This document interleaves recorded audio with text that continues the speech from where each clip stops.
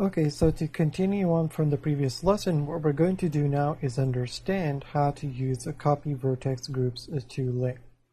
So go ahead and now switch over to object mode, zoom out a little bit, do the middle mouse button to rotate, and over here do Shift D. So this again is a duplicate copy of this figure, but it's an individual copy, meaning that if we click over here, it has its own data block, okay?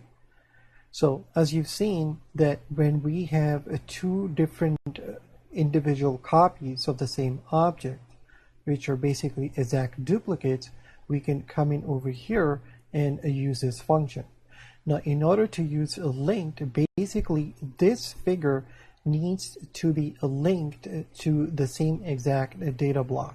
So to do this, when you have this figure selected and you come in over here and now switch to figure, you'll notice that this figure is now using the same exact data block, the mesh data block, meaning that the vertices, edges, and faces that define this data block, meaning that these two objects are now linked. Now notice that when we did that, it's over here showing you that two objects are using this data block. And if we click on this 2, we'll now get a separate copy of this data block, meaning that this object is no longer linked, meaning that it's the same thing as doing Shift D. Now notice that when we click on this, we have this one, and this one. So this is from our original when we did Shift D, meaning that no other object is using it because we don't see any numbers over here. And when we click on this one, no other object is using it because we don't see any numbers over here. When we click over here and switch back to figure, now it's going to show the same thing, that there are two users of this data block, right? This object data block is using the mesh data block, and this object data block is using this mesh data block. Okay, so what this means is that when you click over here, actually turn off the modifier, press the tab key. If you click on this vertex and move it up and press the tab key, you'll see that whatever happens to this object will happen to this object, meaning that in whichever way a vertex is affected on this object, it will also affect this object over here. Okay, so now when we have this vertex moved, let's say we click on the plus sign and assign this new vertex group to it. Now because these objects are linked, when you press the tab key, click over here, press the tab key, you can see that it's also going to be selected over here. But notice that over here it's just showing empty. The reason for this is it doesn't know about that new vertex group that you had created. But as soon as you click on the plus sign, it'll start to show it, right? That's how this is working. So now what you cannot do is that when you are working with linked objects like this, if you come in over here and delete this, guess what's going to happen to this one? It's going to not know about that vertex group because that index number has been knocked out even though it's still here. Okay? Now, the most important thing to understand about this is that when you're working with linked objects, what you need to do is in your mind decide as to which object is going to be the master object. You can make all the changes that you want, and then you have to propagate those changes by clicking on this one. So meaning that if we click on this and assign this, click on this and assign this, there are two vertex groups, right? And over here, when we click it, this guy doesn't know about those names of the vertex groups, but it does know that there are two vertex groups that have been assigned, but there's nothing to match them on.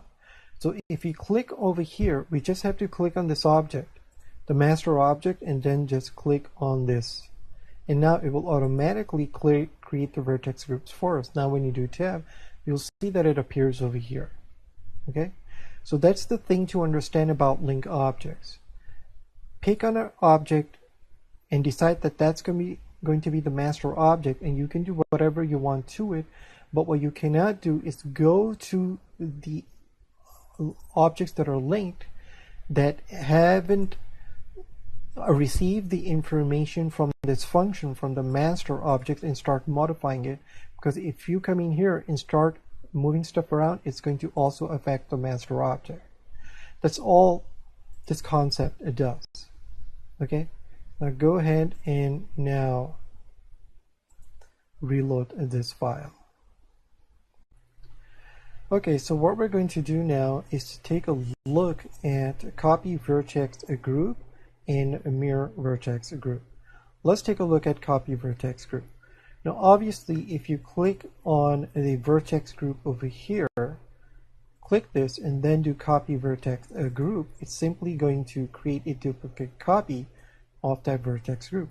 Right now it's an empty vertex group over here, so that's why we're seeing it over here. It's not really doing much of anything. Now go ahead and click this and minus it. Now click on this and click on assign, because we have this vertex selected. So we've already assigned this vertex group to this vertex. Now when you have this vertex group selected, go over here and then do copy vertex group. It's going to create a duplicate copy, and of course the vertices that were using the previous vertex group will also know about this copy vertex group, and it will automatically be assigned. Go ahead and click this out and minus this out. Click over here, click and assign. So now we have two vertices that are using this vertex group. Now if we click over here and then do copy vertex group, you'll see that it appears over here. And if you click on this, you'll see that it appears over here.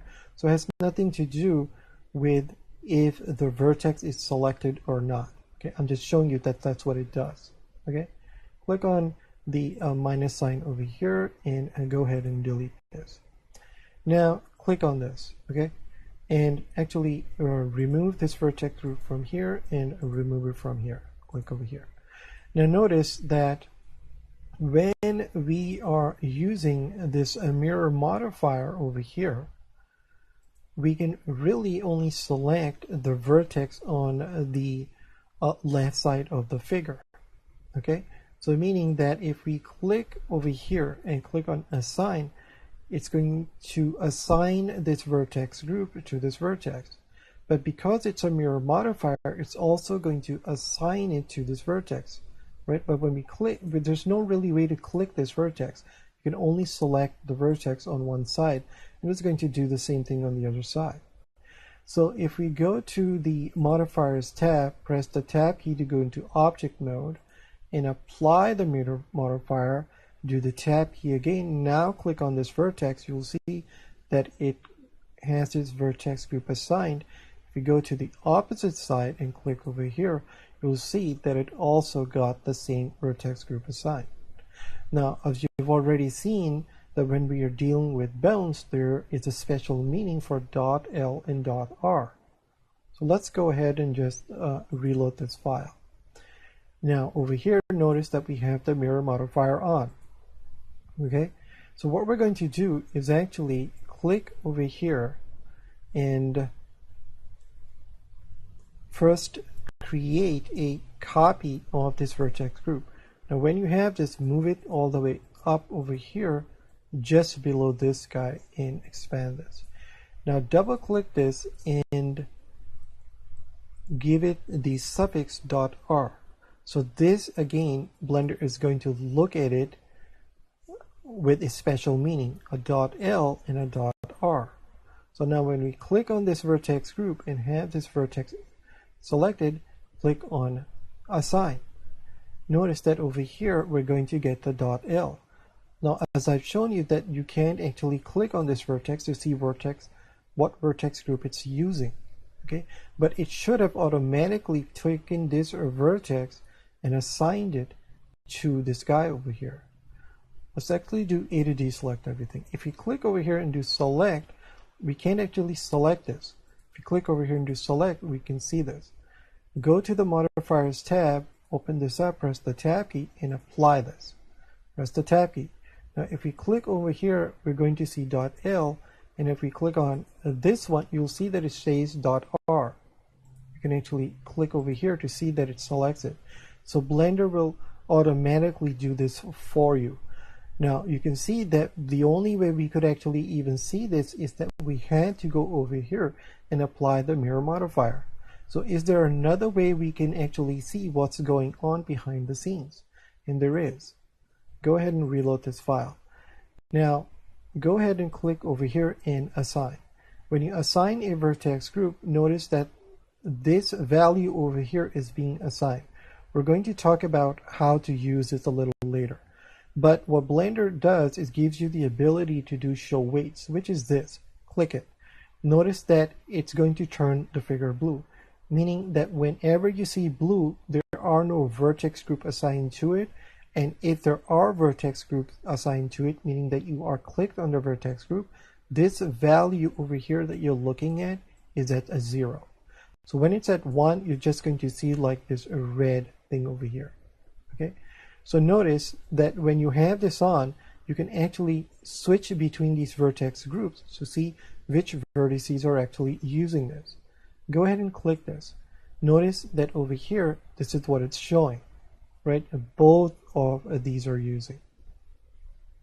Now click on the plus sign and move this up over here. Okay. Now notice that we used the plus sign to create this, so we would have to double click here, do Control C, double click here, do Control V, remove this and press R and press Enter. As soon as you do that, notice what it just did. Now it's using that .L and .R feature in real time. Now when you click over here, it'll select it over here. See, we weren't able to see this without this feature. When we click it, we can actually visually see what's happening to these vertex groups, or which vertices are actually using it. Okay, click on this and minus it. Now when we have only one vertex group with .L, it's just going to show you that both sides are using it, right? Now if you click this and click over here and then do copy vertex group, move it over here, and of course just do .R, it should do the same thing. Right, and now we're going to move this up over here. Okay, so we have this guy and this guy over here. Okay, now notice that when we did the copy vertex group, it didn't work, right? This is because the vertex was already assigned. So let's go ahead and remove this and make sure that there's nothing assigned over here. Now when you click on this vertex, and now when you assign it, it'll only show up over here. Okay. So in order to use this functionality like this, basically the vertex group should not be assigned. That's what Blender is showing it to you, right? Meaning that if you remove this and actually assign this vertex group and now go over here and copy the vertex group, it's simply going to copy and assign it to both ends over here, right? That's what was going on. Now when we move it all the way up over here and just double click and do .R and press the enter key, you'll see what's happening.